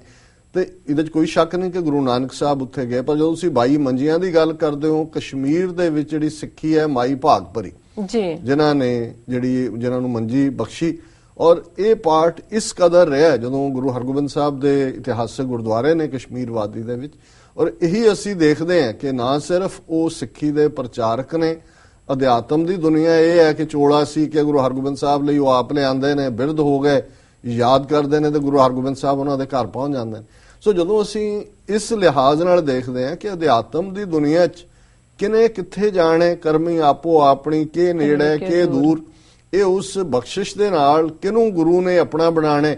ਔਰ ਫਿਰ ਅਸੀਂ ਗੁਰੂ ਰਾਮਦਾਸ ਜੀ ਜਿਨ੍ਹਾਂ ਦੀ ਪਰਵਰਿਸ਼ ਉਹਨਾਂ ਦੀ ਨਾਨੀ ਕਰਦੀ ਹੈ। ਜਦੋਂ ਅਸੀਂ ਬਾਸਰਕੇ ਦੀ ਗੱਲ ਕਰਦੇ ਹਾਂ, ਛੋਟੀ ਉਮਰ 'ਚ ਪਿਤਾ ਮਾਤਾ ਚੜ੍ਹਾਈ ਕਰ ਜਾਂਦੇ ਨੇ, ਔਰ ਕਿਸ ਕਿਸਮ ਦੀ ਟ੍ਰੇਨਿੰਗ ਹੈ। ਗੁਰੂ ਅਮਰਦਾਸ ਜੀ ਦੀਆਂ 2 ਬੱਚੀਆਂ ਨੇ, ਬੀਬੀ ਦਾਨੀ ਹੈ, ਬੀਬੀ ਭਾਨੀ ਹੈ। ਤੇ ਬੀਬੀ ਭਾਨੀ ਜਿਹੜੇ ਗੁਰੂ ਰਾਮਦਾਸ ਜੀ ਦੇ ਮਹਿਲ ਬਣਦੇ ਨੇ, ਉਹਨਾਂ ਦੇ ਪਤੀ ਗੁਰੂ ਰਾਮਦਾਸ, ਉਹਨਾਂ ਦੇ ਪਿਤਾ ਗੁਰੂ ਅਮਰਦਾਸ ਤੇ ਉਹਨਾਂ ਦੇ ਜਿਹੜੇ ਸਪੁੱਤਰ ਗੁਰੂ ਅਰਜਨ, 3 ਪੀੜ੍ਹੀਆਂ ਬੀਬੀ ਭਾਨੀ ਦਾ ਉਹ ਸਬਰ, ਸੱਚਮੁੱਚ ਹੀ ਜੇ ਮਾਪਿਓ ਨੇ ਨਾ ਭਾਨੀ ਰੱਖਿਆ ਸੀ ਤੇ ਭਾਣੇ 'ਚ ਰਹਿਣਾ ਉਹਨਾਂ ਨੇ ਸਿੱਖਿਆ, ਸਿਖਾਇਆ। ਔਰ ਫਿਰ ਅਸੀਂ ਦੇਖਦੇ ਹਾਂ 6ਵੇਂ ਪਾਤਸ਼ਾਹ ਦੇ ਵੇੜੇ ਉਹਨਾਂ ਦੇ 5 ਸਪੁੱਤਰ ਸਨ, ਇੱਕ ਬੇਟੀ ਸੀ ਬੀਬੀ ਵੀਰੋ। ਬੀਬੀ ਵੀਰੋ ਦੇ 5 ਪੁੱਤਰ ਜਿਹੜੇ ਨੇ ਭੰਗਾਣੀ ਦੇ ਯੁੱਧ ਦੇ ਵਿੱਚ ਵੀ ਆ ਕੇ ਲੜਦੇ ਨੇ, ਸ਼ਹੀਦੀਆਂ ਪਾਉਂਦੇ ਨੇ। ਔਰ ਉਹ ਇੱਕ ਰਿਮਾਰਕੇਬਲ ਪਾਰਟ, ਕਿਉਂਕਿ ਜਦੋਂ ਤੁਸੀਂ ਸ਼ੁਰੂਆਤ ਦੇ ਵਿੱਚ ਹੀ ਕਿਹਾ ਕਿ ਰੋਲ ਸਿਰਫ ਇੱਕ, ਇਹ ਠੀਕ ਹੈ ਕਿ ਵੈਸਟਰਨ ਟੂ ਮਚ ਕਈ ਵਾਰੀ ਫੈਮਿਨਿਜ਼ਮ ਹੁੰਦਾ ਹੈ, ਇਹ ਡਿਫਰੈਂਟਲੀ ਮੇਲ ਫੀਮੇਲ ਡਿਫਾਈਨ ਕਰਦੇ ਨੇ, ਪਰ ਸਾਡੀ ਪਰੰਪਰਾ 'ਚ, ਧਰਮ ਦੇ ਵਿੱਚ, ਸਾਡੀ ਦੁਨੀਆ 'ਚ ਮਾਂ, ਬੱਚੀ, ਭੈਣ, ਪਤਨੀ ਔਰ ਹਰ ਰੋਲ ਦੇ ਵਿੱਚ। ਔਰ ਮੈਂ ਕਈ ਵਾਰ ਇਹ ਦੇਖਦਾ ਹਾਂ, ਅਸੀਂ ਬੱਚੀਆਂ ਨੂੰ ਕਈ ਵਾਰੀ, ਚਲੋ ਹੁਣ ਤਾਂ ਇੱਕ ਚੰਗਾ ਰੁਝਾਨ ਹੈ, ਜਿਨ੍ਹਾਂ ਜ਼ਮਾਨਿਆਂ 'ਚ ਪੰਜਾਬ ਦੇ ਵਿੱਚ ਐਜੂਕੇਸ਼ਨ ਦਾ ਦੌਰ ਆਇਆ, ਇੱਕ ਖਾਲਸਾ ਸਕੂਲ ਭੁਜੰਗਣਾ ਕੈਰੋਂ ਦੇ ਵਿੱਚ ਖੁੱਲਿਆ, ਡਿਸਟ੍ਰਿਕਟ ਅੰਮ੍ਰਿਤਸਰ 'ਚ, ਇੱਕ ਤਖਤੂਪੁਰਾ 'ਚ ਸ਼ਾਇਦ ਪ੍ਰਿੰਸੀਪਲ ਤਖਤ ਸਿੰਘ ਹੋਰਾਂ ਨੇ ਖੋਲਿਆ। ਉਦੋਂ ਤੱਕ ਬੱਚੀਆਂ ਦੀ ਐਜੂਕੇਸ਼ਨ ਹੀ ਨਹੀਂ ਸੀ। ਔਰ ਜੇ ਤੁਸੀਂ ਰਹਿਤਨਾਮੇ ਦੇਖਦੇ ਹੋ, ਹਦਾਇਤ ਹੈ ਕਿ ਬੱਚੀਆਂ ਨੂੰ ਵੀ ਜਿਹੜਾ ਉਹ ਵਿਦਿਆ ਦਿੱਤੀ ਜਾਏ। ਲੇਕਿਨ ਅਸੀਂ ਇਸ ਕਿਸਮ ਦਾ ਜਿਹੜਾ ਦੂਸਰੇ ਸਮਾਜ ਦਾ ਪ੍ਰਭਾਵ ਸੀ ਹਿੰਦੂਤਵੀ ਮੰਨੂ ਦਾ, ਉਹ ਲੰਬਾ ਵਕਤ ਰਿਹਾ। ਔਰ ਫਿਰ ਅਸੀਂ ਦੇਖਦੇ ਹਾਂ ਕਿ ਗੁਰੂ ਤੇਗ ਬਹਾਦਰ ਸਾਹਿਬ ਤੱਕ ਪਹੁੰਚਦੇ ਹਾਂ। ਮੈਂ ਵਿੱਚੋਂ ਸਮੇਂ ਦੀ ਸੀਮਾ ਨੂੰ ਦੇਖਦੇ ਹਾਂ, ਸ਼ਾਰਟ ਕਰ ਰਹੇ ਜੀ। ਮਾਤਾ ਗੁਜਰੀ, ਗੁਰੂ ਤੇਗ ਬਹਾਦਰ ਸਾਹਿਬ ਦੇ ਮਹਿਲ, ਗੁਰੂ ਕਲਗੀਧਰ ਪਾਤਸ਼ਾਹ ਦੀ ਪੂਜਨੀਕ ਮਾਤਾ, ਔਰ ਸਾਹਿਬਜ਼ਾਦਾ ਅਜੀਤ ਸਿੰਘ, ਸਾਹਿਬਜ਼ਾਦਾ ਜੁਝਾਰ ਸਿੰਘ, ਸਾਹਿਬਜ਼ਾਦਾ ਜ਼ੋਰਾਵਰ ਸਿੰਘ, ਸਾਹਿਬਜ਼ਾਦਾ ਫਤਿਹ ਸਿੰਘ, ਉਹਨਾਂ ਦੀ ਦਾਦੀ। ਜੀ। ਕਿਹੜਾ ਕਰੈਕਟਰ ਮਨੁੱਖੀ ਇਤਿਹਾਸ 'ਚ ਮਾਤਾ ਗੁਜਰੀ ਦਾ ਮੁਕਾਬਲਾ ਕਰ ਸਕਦਾ? ਜੀ ਜੀ ਬਿਲਕੁਲ। ਆਪਣੇ ਪਤੀ ਨੂੰ ਭੇਜਦੇ ਨੇ ਸ਼ਹਾਦਤ ਦੇ ਲਈ। ਜੀ। ਬੇਟਾ ਕਿਸ ਕਿਸਮ ਦੇ ਚੈਲੰਜ ਨੇ, ਕਿੰਨੀ ਦੁਸ਼ਮਣ, 22 ਧਾਰ ਦੇ ਪਹਾੜੀ ਰਾਜੇ, ਮੁਗਲਿਆ ਸਲਤਨਤ, ਤੇ ਉਹ ਮਾਤਾ ਗੁਜਰੀ ਜਿਹੜੀ ਫਿਰ 7 ਤੇ 9 ਸਾਲ ਦੇ ਬੱਚਿਆਂ ਨੂੰ ਆਪਣੀ ਗੋਦ 'ਚ ਲੈ ਕੇ ਉਹ ਠੰਡੇ ਬੁਰਜ ਦੇ ਵਿੱਚ ਹੈ ਤੇ ਉਹਨਾਂ ਨੂੰ ਯਾਦ ਕਰਵਾ ਰਹੀ ਹੈ ਕਿ ਹਮਰੇ ਬੰਸ ਰੀਤ ਇਹ ਆਈ, ਸੀਸ ਜਾਏ ਪਰ ਧਰਮ ਨਾ ਜਾਏ। ਕਿ ਅੱਜ ਸਾਡੇ ਵੰਸ਼ 3-4 ਪੀੜ੍ਹੀਆਂ ਤੁਹਾਡੇ ਵੱਲ ਦੇਖ ਰਹੀਆਂ ਨੇ, ਇਹ ਸੀਸ ਚਲਾ ਜਾਏ ਪਰ ਜਿਹੜਾ ਧਰਮ ਨਹੀਂ ਜਾਣਾ ਚਾਹੀਦਾ। ਫਿਰ ਅਸੀਂ ਜਦੋਂ ਬਹਾਦਰੀ ਦੇ ਮੁਜੱਸਮੇ ਸਿੰਘਣੀਆਂ ਦਾ ਜ਼ਿਕਰ ਕਰਦੇ ਜੀ, ਤੇ ਫਿਰ ਮਾਈ ਭਾਗੋ, ਉਹ ਭਾਗੋ ਜਿਹੜੀ ਕੋਈ ਬੁੱਢੀ ਮਾਤਾ ਨਹੀਂ ਹੈ, ਜਿਵੇਂ ਮਾਈ ਤੋਂ ਲੱਗਦਾ ਹੈ, ਪਰ ਜਵਾਨੀ ਦੇ ਵਿੱਚ ਜਦੋਂ ਲੱਗਦਾ ਵੀ ਵਿਦਾਵੀ ਆਏ ਨੇ, ਉਹਨਾਂ ਨੇ ਕਿਵੇਂ ਗੁਰੂ ਵੱਲ ਪਿੱਠ ਕੀਤੀ ਹੈ, ਤੇ ਉਹ ਵਾਕਿਆ ਕਿ ਉਹਨਾਂ ਨੇ ਮਾਈ ਭਾਗੋ ਦੀ ਕਮਾਂਡ ਥੱਲੇ ਹਾਰੇ ਹੋਏ ਵਿਦਾਵੀਆਂ ਨੇ ਮੁਕਤਸਰ ਦੀ ਜੰਗ ਜਿੱਤੀ ਹੈ। ਔਰ ਉਹ ਪਹਿਲੀ ਫੀਮੇਲ ਬਾਡੀਗਾਰਡ 10ਵੇਂ ਪਾਤਸ਼ਾਹ ਦੀ, ਜਿਹੜੇ ਪੂਰੇ ਅੱਜ ਤਾਂ ਹੁੰਦਾ ਨਾ ਜੀ ਕਿ ਯੂਨੀਫਾਰਮਸ ਪਾਈਆਂ, ਹੁਣ ਆਇਆ ਹੈ ਜੀ ਆਲ ਵਿਮਨ ਕਰੂ, ਇੱਕ ਸਟੇਟ ਫਲਾਈਟ ਆਈ ਦਿੱਲੀ ਤੋਂ ਸੈਨ ਫਰਾਂਸਿਸਕੋ, ਜਾਂ ਹੁਣ 에ਅਰ ਫੋਰਸ 'ਚ ਹੋਏਗਾ। ਪਰ ਤੁਸੀਂ ਮਾਈ ਭਾਗੋ ਦਾ ਕਰੈਕਟਰ ਦੇਖੋ ਕਿ ਵੀ ਕਿਸ ਲੈਵਲ ਦੇ ਉੱਤੇ, ਹੁਣ ਐਵੇਂ ਨਹੀਂ ਹੈ ਕਿ ਉਹਨਾਂ ਨੇ ਜੰਗ ਜਿੱਤੀ, ਟ੍ਰੇਨਿੰਗ ਇਸ ਕਿਸਮ ਦੀ ਸੀ। ਔਰ 10ਵੇਂ ਪਾਤਸ਼ਾਹ ਨੇ ਜਦੋਂ ਕੌਰ ਦਾ ਜਿਹੜਾ ਲਕਬ ਦਿੱਤਾ, ਸ਼ਹਿਜ਼ਾਦੀਆਂ ਅੰਮ੍ਰਿਤ ਦੀ ਦਾਤ, ਔਰ ਉਹ ਅੰਮ੍ਰਿਤ ਦੀ ਦਾਤ ਇੱਧਰ ਸਿੰਘ ਨੇ, ਇੱਧਰ ਪ੍ਰਿੰਸੈਸਸ ਨੇ, ਲੇਕਿਨ ਉਹ ਗੱਤਕਾ ਵੀ ਖੇਡਦੀਆਂ, ਘੋੜਸਵਾਰੀ ਵੀ ਕਰਦੀਆਂ, ਯੋਧਿਆਂ ਦੇ। ਔਰ ਤੁਸੀਂ ਉਸ ਵੇਲੇ ਦੇ ਜਿਹੜੇ ਕਰੈਕਟਰ ਜੇ, ਬੀਬੀ ਦੀਪ ਕੌਰ, ਬੀਬੀ ਬਲਬੀਰ ਕੌਰ, ਕਿਹਨਾਂ ਕਰੈਕਟਰਸ ਨੂੰ ਅਸੀਂ ਬਿਆਨ ਕਰੀਏ। ਔਰ ਇਹੀ ਨਹੀਂ, ਅੱਜ ਵੀ 20ਵੀਂ ਸਦੀ 'ਚ ਜਾਸੂਸੀ ਦੀ ਦੁਨੀਆ 'ਚ ਔਰਤਾਂ ਨੂੰ ਜਿਹੜਾ ਹੈ ਉਹ ਹੋਰ ਤਰੀਕੇ ਨਾਲ ਇਸਤੇਮਾਲ ਕੀਤਾ ਜਾਂਦਾ ਹੈ। ਪਰ ਅਸੀਂ ਜਦੋਂ most efficient spy Ranjit Singh period ਦੀ ਦੇਖਦੇ ਹਾਂ, ਬੀਬੀ ਹਰਸ਼ਨ ਕੌਰ ਜੀ। ਔਰ ਇਸੇ ਤਰ੍ਹਾਂ ਜਦੋਂ ਅਸੀਂ ਚਮਕੌਰ ਦੇ ਉਹਨਾਂ ਯੋਧਿਆਂ ਦੀ ਗੱਲ, ਵੱਡੇ ਸਾਹਿਬਜ਼ਾਦਿਆਂ ਦੀ ਸ਼ਹਾਦਤ ਔਰ 40 ਸਿੱਖਾਂ ਦੀ ਸ਼ਹਾਦਤ ਦੇਖਦੇ ਹਾਂ, ਤੇ ਉਸ ਸ਼ਾਮ ਉਹਨਾਂ ਦਾ ਅੰਗੀਠਾ ਬਣਾ ਕੇ ਉਹਨਾਂ ਦਾ ਸੰਸਕਾਰ ਕਰਨ ਵਾਲੀ ਬੀਬੀ ਸ਼ਰਨ ਕੌਰ ਜਿਹਨੇ ਆਪ ਵੀ ਸ਼ਹੀਦੀ ਪਾਈ। ਸੋ ਇਹ ਗੁਰੂ ਤੇਗ ਬਹਾਦਰ ਸਾਹਿਬ ਨੇ ਆਪਣੀ ਮਾਤਾ ਦੇ ਨਾਂ ਦੇ ਉੱਤੇ ਚੱਕ ਨਾਨਕੀ, ਜਿਹੜਾ ਬਾਅਦ ਦੇ ਵਿੱਚ ਅਨੰਦਪੁਰ ਬਣਿਆ, ਉਸ ਨੂੰ ਵਸਾਇਆ। ਔਰ ਮਾਤਾ ਸਾਹਿਬ ਕੌਰ ਖਾਲਸੇ ਦੀ ਮਾਤਾ ਜੀ, ਜਿਨ੍ਹਾਂ ਨੇ ਅੰਮ੍ਰਿਤ ਦੇ ਵਿੱਚ ਪਤਾਸੇ ਪਾਏ। ਔਰ ਇਹ ਮੈਂ ਸਮਝਦਾ ਹਾਂ ਵੀ ਕੁਝ ਚੀਜ਼ਾਂ ਸਿਰਫ ਸਿੰਬੋਲਿਜ਼ਮ ਨਹੀਂ ਹੁੰਦਾ। ਪਤਾਸਾ ਮਿਠਾਸ ਹੈ, ਔਰਤ ਮਿਠਾਸ ਦਾ ਮੁਜੱਸਮਾ ਹੈ ਜੀ। ਉਸ ਵਿੱਚ ਕੁਦਰਤ ਨੇ, ਇਹਦੇ 'ਚ ਕੋਈ ਸ਼ੱਕ ਨਹੀਂ ਹੈ ਕਿ ਕੁਝ ਟ੍ਰੇਟ ਮਰਦ ਦੇ ਵਿੱਚ ਵੱਖਰੇ ਨੇ, ਔਰਤ ਦੇ ਵਿੱਚ ਵੱਖਰੇ ਨੇ। ਔਰ ਜਿਹੜੀ ਔਰਤ ਦੇ ਵਿੱਚ ਉਹ ਮਿਠਾਸ ਹੈ, ਉਹ ਉਸ ਦੇ ਅੰਦਰ ਜੀਵਨ ਨੂੰ ਇੱਕ, ਔਰ ਮੈਂ ਕਈ ਵਾਰ ਜਦੋਂ ਤੁਸੀਂ ਟ੍ਰੈਜਡੀਜ਼ ਦੇਖਦੇ ਹੋ ਘਰਾਂ 'ਚ ਵਾਪਰਦੀਆਂ ਹੈ, ਕਿ ਉਹਨਾਂ ਦੇ ਵਿੱਚ ਰੱਬ ਨੇ ਕਿੰਨੀ ਪੇਸ਼ੈਂਸ ਦਿੱਤੀ ਹੈ। ਬੇਸ਼ੱਕ ਬਾਬਾ ਫਰੀਦ ਜਦੋਂ ਦਰਵੇਸ਼ਾਂ ਨੂੰ ਲੋੜੀ ਹੈ ਰੁੱਖਾਂ ਦੀ ਜੀਰਾਂਦ ਦੀ ਗੱਲ ਕਰਦੇ ਨੇ ਕਿ ਦਰਵੇਸ਼ਾਂ ਦੇ ਵਿੱਚ ਰੱਬ ਦੇ ਬੰਦਿਆਂ 'ਚ ਰੁੱਖਾਂ ਵਰਗੀ ਪੇਸ਼ੈਂਸ ਹੋਣੀ ਚਾਹੀਦੀ ਹੈ। ਪਰ ਅਸੀਂ ਕਈ ਘਟਨਾਵਾਂ ਦੇਖਦੇ ਹਾਂ ਕਿ ਪਤੀ ਦੀ ਡੈਥ ਹੋ ਜਾਂਦੀ ਹੈ, ਕੋਈ ਹੋਰ ਹੁੰਦਾ ਹੈ, ਉਹੀ ਓਵਰਨਾਈਟ ਔਰਤ ਲੱਕ ਬੰਨ ਕੇ ਜਿਹੜੀ ਹੈ ਕਿ ਮੈਂ ਬੱਚੇ ਪਾਲਣੇ ਨੇ ਜੀ, ਕਿੰਨੇ ਕਿੰਨੇ ਵੱਡੇ ਚੈਲੰਜ ਸ਼ਰੀਕਾਂ ਨਾਲ ਵੀ ਘੁਲਦੀ ਹੈ, ਫਾਈਨੈਂਸਿਸ ਵੀ ਕ੍ਰੀਏਟ ਕਰਦੀ ਹੈ, ਬੱਚਿਆਂ 'ਚ ਵੀ ਉਹ ਸਵੈਮਾਨ ਭਰਦੀ ਹੈ। ਸੋ ਮੈਂ ਸਮਝਦਾ ਹਾਂ ਵੀ ਰੱਬ ਨੇ ਉਹ ਸਾਰਾ ਕੁਝ ਹੀ ਔਰਤ ਦੇ ਵਿੱਚ ਰੱਖਿਆ ਜਿਹੜਾ ਉਹਦੇ ਆਪਣੇ ਆਪ 'ਚ ਹੈ। ਬਹੁਤ ਸਾਰੇ ਗੁਣ ਜਿਹੜੇ ਨੇ ਉਹ ਉਸ ਦੇ ਵਿੱਚ ਨੇ। ਔਰ ਇਸੇ ਤਰ੍ਹਾਂ ਜਦੋਂ ਅਸੀਂ ਰੱਬ ਦੇ ਗੁਣਾਂ ਦੀ ਗੱਲ ਕਰਦੇ ਹਾਂ, ਔਰ ਗੁਰਬਾਣੀ ਜਦੋਂ ਇਹ ਮੈਟਾਫਰ ਯੂਜ਼ ਹੁੰਦਾ ਹੈ ਕਿ ਸੁਤ ਅਪਰਾਧ ਕਰਤ ਹੈ ਜੇਤੇ, ਜਨਨੀ ਚੀਤ ਨ ਰਾਖਸ ਤੇਤੇ, ਰਾਮਈਆ ਹੋਂ ਬਾਰਕ ਤੇਰਾ, ਕਾਹੇ ਨ ਖੰਡਸ ਅਵਗੁਣ ਮੇਰਾ। ਕਿ ਜਿਵੇਂ ਰੱਬ ਔਗਣ ਨਹੀਂ ਦੇਖਦਾ, ਇਹ ਕਿਹਾ ਰੱਬ ਨੂੰ ਕਿ ਤੂੰ ਮੇਰੇ ਔਗਣ ਨਾ ਦੇਖੀ, ਜਿਵੇਂ ਮਾਂ ਬੱਚਿਆਂ ਦੇ ਔਗਣਾਂ ਨੂੰ ਵਿਸਾਰ ਦਿੰਦੀ, ਕਦੇ ਯਾਦ ਨਹੀਂ ਰੱਖਦੀ ਜੀ। ਉਹ ਜਿਹੜਾ ਰੁਤਬਾ, ਔਰ ਮੈਂ ਕਨਕਲੂਡ ਕਰਾਂ ਕਿ ਇਸ ਸਾਰੇ ਦੇ ਵਿੱਚ ਜਦੋਂ ਅਸੀਂ ਅੱਜ ਦੇ ਕੰਟੈਕਸਟ ਦੇ ਵਿੱਚ ਦੇਖਦੇ ਹਾਂ, ਬੇਸ਼ੱਕ ਔਰਤ ਦਾ ਰੋਲ ਅੱਜ ਹੋਰ ਵੀ ਜਿਹੜਾ ਹੈ ਉਹ ਡਿਫਿਕਲਟ ਹੋਇਆ। ਕਦੇ ਸਿਰਫ ਔਰਤ ਦਾ ਰੋਲ ਇੱਕ ਗ੍ਰਹਿਣੀ ਦੇ ਤੌਰ ਤੇ ਬੱਚੇ ਪਾਲਣ ਤੱਕ ਮਹਿਦੂਦ ਸੀ, ਉਹਨਾਂ ਨੂੰ ਔਰ ਘਰ ਦਾ ਦੇਖਭਾਲ ਕਰਨੀ ਔਰ ਦੂਸਰਾ ਕਰਨਾ। ਅੱਜ ਔਰਤਾਂ ਹਰ ਫੀਲਡ ਦੇ ਵਿੱਚ ਬਰਾਬਰ ਦੇ ਨਾਲ ਕੰਮ ਕਰਦੀਆਂ ਨੇ, ਬਰਾਬਰ ਦਾ ਉਹ ਯੋਗਦਾਨ ਪਾਉਂਦੀਆਂ ਨੇ। ਔਰ ਬਹੁਤ ਵਾਰ ਮੈਂ ਅੱਗੇ ਵੀ ਸ਼ਾਇਦ ਇੱਕ ਵਾਰੀ ਗੱਲ ਕੀਤੀ ਸੀ, ਇੱਕ ਹਸਨ ਨਿਸਾਰ ਪਾਕਿਸਤਾਨੀ ਸਕਾਲਰ ਨੇ, ਇੰਟੈਲੈਕਚੁਅਲ, ਉਹਨਾਂ ਨੂੰ ਇੱਕ ਵਾਰੀ ਪੁੱਛਿਆ ਕਿਸੇ ਨੇ ਕਿ ਵੀ ਕੀ ਕਾਰਨ ਹੈ ਕਿ ਇਸਲਾਮ ਜਿਹੜਾ ਕਿ ਅੱਜ ਤੋਂ 3 ਸਦੀਆਂ ਪਹਿਲਾਂ ਦੁਨੀਆ ਦੇ ਵਿੱਚ ਸਭ ਤੋਂ ਐਡਵਾਂਸ ਸੀ, ਹੁਣ ਵੈਸਟਰਨ ਸਿਵਲਾਈਜੇਸ਼ਨ ਤੋਂ ਮਾਰ ਖਾ ਗਿਆ, ਕਿਤੇ ਨੇੜੇ ਤੇੜੇ ਵੀ ਨਹੀਂ ਜੀ। ਉਹਨਾਂ ਨੇ ਕਿਹਾ ਜੀ ਵੀ ਉਰਦੂ ਚ ਉਹਨਾਂ ਨੇ ਕਿਹਾ ਵੀ ਹੋਣਾ ਹੀ था। उन्होंने कहा जी कि आधी औरतों को हमने 4 दीवारी में बंद कर दिया, जो आधा समाज है, और बाकी आधे मर्द उसके बाहर पैरे पे बैठे हुए हैं काम किसने करना है जी। सो मैं समझदा है भी ਅਸੀਂ ਇਸ ਗੱਲ ਨੂੰ ਸਮਝੀਏ ਕਿ 10ਵੇਂ ਪਾਤਸ਼ਾਹ ਨੇ, ਗੁਰੂ ਨਾਨਕ ਸਾਹਿਬ ਤੋਂ 10 ਪਾਤਸ਼ਾਹੀਆਂ ਤੱਕ ਅਸੀਂ ਜਦੋਂ ਸਿੱਖ ਫਿਲਾਸਫੀ ਦੀ ਗੱਲ ਕਰਦੇ ਹਾਂ, ਕਾਫੀ ਹੱਦ ਤੱਕ ਅਸੀਂ ਵੀ ਇਸ ਦੇ ਵਿੱਚ ਕੋਈ ਬਹੁਤੇ ਵੱਖਰੇ ਅੱਜ ਵੀ ਹੁਣ ਉਹ ਜਿਹੜੀ ਕਲਚਰ ਦੀਆਂ ਬਿਮਾਰੀਆਂ ਨੇ, ਮੇਲ ਸ਼ਾਵਨਿਜ਼ਮ ਹੈ, ਅਸੀਂ ਟੋਲਰੇਟ ਕਰਨ ਨੂੰ ਤਿਆਰ ਨਹੀਂ। ਔਰ ਜਿਸ ਕਿਸਮ ਦੇ ਕਲਚਰ 'ਚ ਕਿ ਜੀ ਖੁਰੀ ਦੇ ਪਿੱਛੇ ਹੁੰਦੀ ਹੈ ਅਕਲ, ਗੁੱਤ ਦੇ ਪਿੱਛੇ ਹੁੰਦੀ ਹੈ, ਉਹਨੂੰ ਪੁੱਟ ਡਾਊਨ ਕਰਨ ਦੀ ਗੱਲ। ਕਿਉਂਕਿ ਤਾਂ ਕਿ ਜੇ ਕੋਈ ਔਰਤ ਸਿਆਣੀ ਹੈ, ਪੜ੍ਹੀ ਲਿਖੀ ਹੈ, ਸੁਚੱਜ ਰੱਖਦੀ ਹੈ, ਉਹ ਸਾਡੇ ਵਿਚਲਾ ਜਿਹੜਾ ਕਲਚਰਲ ਮਰਦ ਹੈ, ਇਹਦੇ ਧਰਮ ਨਾਲ ਇਹਦਾ ਕੋਈ ਤਾਲੁਕ ਨਹੀਂ ਹੈ। ਧਰਮ ਨੇ ਤਾਂ ਗੁਰੂ ਨੇ ਜਿਸ ਲੈਵਲ ਤੱਕ ਲੈ ਕੇ ਗਏ ਇਸ ਰਿਲੇਸ਼ਨਸ਼ਿਪ ਨੂੰ, ਔਰ ਗੁਰੂ ਕਲਗੀਧਰ ਪਾਤਸ਼ਾਹ ਨੇ ਸਿੰਘ ਤੇ ਕੌਰ ਤੇ ਜੋ ਇਤਿਹਾਸ ਦੇ ਵਿੱਚ ਰੋਲ ਹੈ, ਪਰ ਅਸੀਂ ਹੀ ਸਾਡੇ ਅੰਦਰੋਂ ਮੰਨੂ ਮਰਿਆ ਨਹੀਂ। ਮੰਨੂ ਨੇ ਜੇ ਔਰਤ ਤੇ ਸ਼ੂਦਰ ਬਰਾਬਰ ਰੱਖੀ ਸੀ। ਔਰ ਅੱਜ ਮੈਂ ਜਦੋਂ ਦੇਖ ਰਿਹਾ ਸੀ, ਮੈਂ ਕਿਹਾ ਇੱਕ ਪਾਰਟ ਬਹੁਤ ਚੰਗਾ ਹੈ।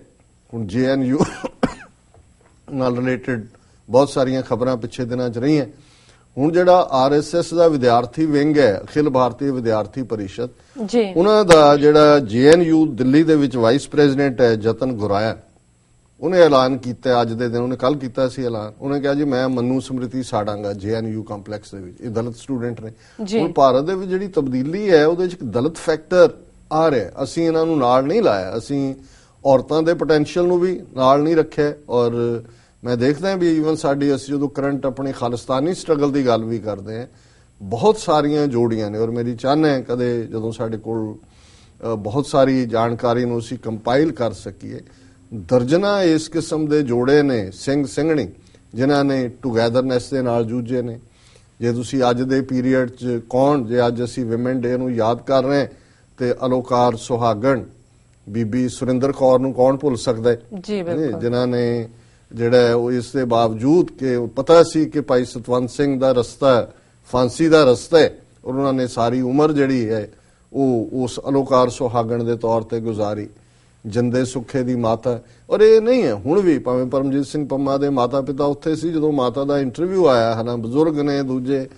ਮੈਂ ਕਿਹਾ ਅਸੀਂ ਜਿੰਨੇ ਮਰਜ਼ੀ ਕਮਜ਼ੋਰ ਹੋਈਏ ਸਾਡੀਆਂ ਮਾਵਾਂ ਨੇ ਸਾਨੂੰ ਡਿੱਗਣ ਨਹੀਂ ਦੇਣਾ ਹੈ ਕਿਤੇ ਥੱਲੇ ਜੀ। ਸੋ ਮੈਂ ਇਸ ਨੂੰ ਇਹ ਜ਼ਰੂਰ ਕਹਾਂਗਾ ਕਿ ਵੀ ਅਸੀਂ ਆਪਣੇ ਘਰਾਂ 'ਚ, ਸਾਡੇ ਸਮਾਜ ਦਾ, ਸਿੱਖ ਸਮਾਜ ਦਾ ਹਾਲ ਕੋ ਬਹੁਤ ਚੰਗਾ ਨਹੀਂ ਹੈ। ਸਾਡੇ ਘਰਾਂ 'ਚ ਵਾਇਲੈਂਸ ਹੈ, ਹਿੰਸਾ ਹੈ, ਸ਼ਰਾਬ ਇੱਕ ਐਸੀ ਆ ਕੇ ਵੜੀ ਹੈ, ਸ਼ਰਾਬ ਔਰ ਹਿੰਸਾ ਟੁਗੇਦਰ ਜਾਂਦੇ ਨੇ। ਜੰਮਦੀਆਂ ਬੱਚੀਆਂ ਮਾਰਨ ਦੀ ਗੱਲ ਤਾਂ ਪਹਿਲੇ ਪੀਰੀਅਡ ਸੁਣਦੇ ਸੀ ਕਿ ਕੁੜੀ ਮਾਰ, ਜਿਹਨੂੰ ਰਹਿਤਨਾਮਿਆਂ ਨੇ ਕਿਹਾ ਵੀ ਕੁੜੀ ਮਾਰ, ਨੜੀ ਮਾਰ ਨਾਲ ਨਹੀਂ ਵਰਤਣਾ ਜੀ, ਹੁਣ ਤਾਂ ਕੁੱਖ ਦੇ ਵਿੱਚ ਹੀ ਮਾਰ ਦਿੰਦੇ ਆ ਅਸੀਂ। ਔਰ ਕਿਸ ਕਿਸਮ ਦਾ ਜਦੋਂ ਇਹ ਪੰਜਾਬ ਦੀਆਂ ਫਿਗਰਸ ਆਉਂਦੀਆਂ ਸਿਰ ਸ਼ਰਮ ਦੇ ਨਾਲ ਝੁਕ ਜਾਂਦਾ। ਕਿਹੜਾ ਤੁਸੀਂ ਧਰਮ ਸੁਣਾਓਗੇ ਜੀ ਕਿ ਜੀ ਅਸੀਂ ਸੋ ਕਿਉਂ ਮੰਦਾ ਆਖੀਏ ਹੋਇਆ, ਸਿੰਘਣੀ ਹੈ, ਕਿਰਪਾਨ ਦਿੱਤੀ। ਮੇਰੇ ਮਿੱਤਰ ਸ਼ੇਖ ਸਾਹਿਬ ਕਹਿੰਦੇ ਸੀ ਇਹ ਕਿਸੇ ਧਰਮ 'ਚ ਨਹੀਂ ਹੋਇਆ ਕਿ ਤੁਹਾਡੇ ਗੁਰੂ ਨੇ 10ਵੇਂ ਪਾਤਸ਼ਾਹ ਨੇ ਔਰਤ ਨੂੰ ਕਿਰਪਾਨ ਦਿੱਤੀ ਹੈ, ਤਲਵਾਰ ਦਿੱਤੀ, ਹਥਿਆਰ ਹੈ। ਜਿਹਦੇ ਕੋਲ ਕਿਰਪਾਨ ਹੈ ਉਹ ਅਬਲਾ ਕਿਵੇਂ ਹੋ ਸਕਦੀ?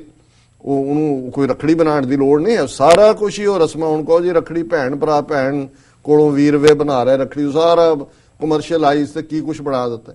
ਸੋ ਅਸੀਂ ਮੁੱਢਲੀਆਂ ਸਿੱਖੀ ਵੈਲਿਊਜ਼ ਤੋਂ ਦੂਰ ਹੋਏ, ਸਮਾਜਿਕ ਤੌਰ ਤੇ ਅਸੀਂ ਦੂਸਰੇ ਪ੍ਰਭਾਵ ਕਬੂਲੇ ਨੇ। ਔਰ ਇਸ ਗੱਲ ਵੱਲ ਝਾਤ ਮਾਰੀਏ ਕਿ ਆਪਣੇ ਘਰਾਂ ਦੇ ਵਿੱਚ ਇਸ ਗੱਲ ਨੂੰ ਲਾਗੂ ਕਰੀਏ। ਬੱਚੀਆਂ ਨੂੰ ਜਿਹੜਾ ਇਹ ਗਿਫਟ ਹੈ ਜੋ ਦੁਨੀਆ 'ਚ ਆਇਆ, ਜੋ ਜੀਵ ਕੋਈ ਗੁਰਬਾਣੀ ਨੇ ਤਾਂ ਹੁਣ ਈਵਨ ਜਿਹੜੇ ਸਿੱਖ ਤੇ ਸਿੰਘ ਸ਼ਬਦ ਨੇ ਇਹ ਵੀ ਜੈਂਡਰ ਨਿਊਟਰਲ ਨੇ ਜੀ। ਜੇ ਸਾਰਾ ਗੁਰੂ ਗ੍ਰੰਥ ਸਾਹਿਬ ਦੇ ਵਿੱਚ ਸਭ ਤੋਂ ਵੱਧ ਜਿਹੜਾ ਅਲੰਕਾਰ ਇਸਤੇਮਾਲ ਹੋਇਆ ਹੈ ਉਹ ਰੂਹ ਦਾ, ਔਰ ਰੂਹ ਦੇ ਵਿੱਚ ਮਰਦ ਔਰਤ ਨਹੀਂ ਹੈ। ਉਹ ਤਾਂ ਉਹ ਰੂਹਾਂ ਨੇ ਜਿਹੜੀਆਂ ਕਿ ਰੱਬ ਨੂੰ, ਬੇਸ਼ੱਕ ਉਸ ਨੂੰ ਪਤੀ ਪਤਨੀ ਦੇ ਕੰਟੈਕਸਟ ਵੀ ਹੈ, ਪਿਆਰੇ ਦੇ ਕੰਟੈਕਸਟ ਵੀ ਹੈ, ਲੇਕਿਨ ਮਰਦ ਔਰਤ ਨਹੀਂ ਹੈ। ਉਹ ਤਾਂ ਜਦੋਂ ਸਾਰੇ ਹੀ ਉਸ ਦੀਆਂ ਜਿਹੜੀਆਂ ਨੇ ਪਤਨੀਆਂ ਨੇ, ਰੂਹ ਦਾ ਮਤਲਬ ਹੀ ਇਹ ਹੈ ਕਿ ਵੀ ਉਸ ਇੱਕ ਅਕਾਲ ਪੁਰਖ ਦੇ ਜਿਹੜਾ ਉਹ ਇੱਕੋ ਇੱਕ ਆਪ ਸੁਆਮੀ ਹੈ, ਤੇ ਫਿਰ ਡਿਸਕ੍ਰਿਮੀਨੇਸ਼ਨ ਦੀ ਥਾਂ ਕਿੱਥੇ ਰਹੀ? ਸੋ ਅਸੀਂ ਆਪਣੀਆਂ ਬੱਚੀਆਂ ਨੂੰ ਵੱਧ ਤੋਂ ਵੱਧ ਚੰਗੀ ਐਜੂਕੇਸ਼ਨ ਦੇਈਏ। ਜਿਹੜਾ ਚੰਗਾ ਰੁਝਾਨ ਹੈ ਘਰਾਂ 'ਚੋਂ ਇਹ ਸ਼ਰਾਬ ਔਰ ਦੂਸਰੀ ਬਾਹਰ ਹੁੰਜੀਏ, ਔਰ ਬੀਬੀਆਂ ਨੂੰ ਵੱਧ ਤੋਂ ਵੱਧ ਜਿਹੜੀ ਹੈ ਉਹਨਾਂ ਦੀ ਪਾਰਟਿਸਿਪੇਸ਼ਨ ਸਾਡੇ ਰਿਲੀਜੀਅਸ ਪਾਰਟ 'ਚ। ਅਜੇ ਵੀ ਅਸੀਂ ਡਿਬੇਟ ਕਰ ਰਹੇ ਹਾਂ ਜੀ ਦਰਬਾਰ ਸਾਹਿਬ 'ਚ ਕੀਰਤਨ ਕਰ ਸਕਦੀਆਂ ਨਹੀਂ ਕਰ ਸਕਦੀਆਂ, ਸੇਵਾ ਕਰ ਸਕਦੀਆਂ ਨਹੀਂ ਕਰ ਸਕਦੀਆਂ। ਗੁਰਦੁਆਰਾ ਮੈਨੇਜਮੈਂਟ ਕਮੇਟੀਆਂ 'ਚ ਦੇਖ ਲਓ ਇੱਥੇ ਕਿੰਨਾ ਕੁ ਅਸੀਂ ਰੋਲ ਉਹਨਾਂ ਨੂੰ ਦਿੰਨੇ ਜੀ। ਔਰ ਬਹੁਤ ਸਾਰਾ ਉਹ ਲੰਗਰ ਪਕਾਉਣ ਤੱਕ ਹੀ ਹੁੰਦਾ ਹੈ ਵੀ ਲੰਗਰ ਵਿਚਾਰੀਆਂ ਪਕਾ ਰਹੀਆਂ ਨੇ, ਚਲੋ ਉਹਨਾਂ ਨੂੰ ਉਹਦੇ 'ਚੋਂ ਖੁਸ਼ੀ ਮਿਲਦੀ ਹੈ। ਪਰ ਇਹ ਜਦੋਂ ਗੁਰੂ ਨੇ ਕੌਰ ਸਿੰਘਣੀ ਬਰਾਬਰ ਦੇ ਹੱਕ ਫੈਸਲਾ ਲੈਣ ਦੀ ਗੱਲ, ਔਰ ਖਾਲਸੇ ਦੀ ਮਾਤਾ ਸਾਹਿਬ ਕੌਰ ਜਿਨ੍ਹਾਂ ਦੇ ਜ਼ਿੰਮੇ ਇਹ ਜਿਹੜਾ ਮਾਂ ਦਾ ਏਡਾ ਵੱਡਾ ਰੁਤਬਾ ਜਿਨ੍ਹਾਂ ਨੂੰ ਗੁਰੂ ਸਾਹਿਬ ਨੇ ਦਿੱਤਾ ਹੈ, ਤੇ ਅਸੀਂ ਅੱਜ ਇਹ ਦੇਖੀਏ ਕਿ ਵੀ ਕੀ ਅਸੀਂ ਕਿਤੇ ਮਾਤਾ ਸਾਹਿਬ ਕੌਰ ਦੀਆਂ ਬੱਚੀਆਂ ਨੂੰ, ਮਾਤਾ ਗੁਜਰੀ ਦੀਆਂ ਲਾਡਲੀਆਂ ਨੂੰ ਕਿਤੇ ਅਣਗੌਲਿਆਂ ਤੇ ਨਹੀਂ ਕਰਦੇ ਜੀ? ਕਿਤੇ ਉਹਨਾਂ ਦੇ ਨਾਲ ਸਾਡਾ ਮਾੜਾ ਸਲੂਕ ਤੇ ਨਹੀਂ ਹੈ, ਬਦਕਲਾਮੀ ਤੇ ਨਹੀਂ? ਔਰ ਜੋ ਕੁਝ ਪੰਜਾਬ ਦੇ ਵਿੱਚ ਮੋਰਲ ਇਖਲਾਕ ਦੇ ਹਵਾਲੇ ਨਾਲ ਚੱਲ ਰਿਹਾ ਹੈ, ਮੈਂ ਇਸ ਫੋਰਮ ਤੇ ਉਹ ਕਹਿ ਨਹੀਂ ਸਕਦਾ ਵੀ ਕਿਸ ਲੈਵਲ ਤੱਕ ਅਸੀਂ ਨਿਗਰ ਗਏ, ਸਾਡਾ ਕੀ ਹਾਲ ਹੋ ਗਿਆ। ਐਜੂਕੇਸ਼ਨ ਦੇ ਨਾਂ ਥੱਲੇ ਆਸਟ੍ਰੇਲੀਆ ਜਾਂ ਇੰਗਲੈਂਡ ਜਾਂ ਦੂਸਰੇ ਪਾਸੇ ਆਉਣ ਵਾਲੀਆਂ ਸਾਡੀਆਂ ਬੱਚੀਆਂ ਜਿਹੜੀਆਂ ਨੇ, ਉਹਨਾਂ ਦੇ ਉਹ ਮਾਪਿਓ ਜਿਨ੍ਹਾਂ ਨੂੰ ਇਹ ਲਾਲਚ ਹੈ ਕਿ ਇਸ ਬਹਾਨੇ ਭਰਾ ਚਲਾ ਜਾਏਗਾ, ਦੂਜੇ ਟੱਬਰ ਨੂੰ ਸੱਦ ਲਏਗੀ ਬਿਨਾਂ ਕੋਈ ਕੀਤੇ ਏਜੰਟਾਂ ਦੇ ਹਵਾਲੇ ਕਰਕੇ, ਔਰ ਫਿਰ ਕਿਸ ਕਿਸਮ ਦੇ ਉਹਨਾਂ ਨੂੰ ਜਫਰ ਜਾਲਣੇ ਪੈਂਦੇ ਨੇ।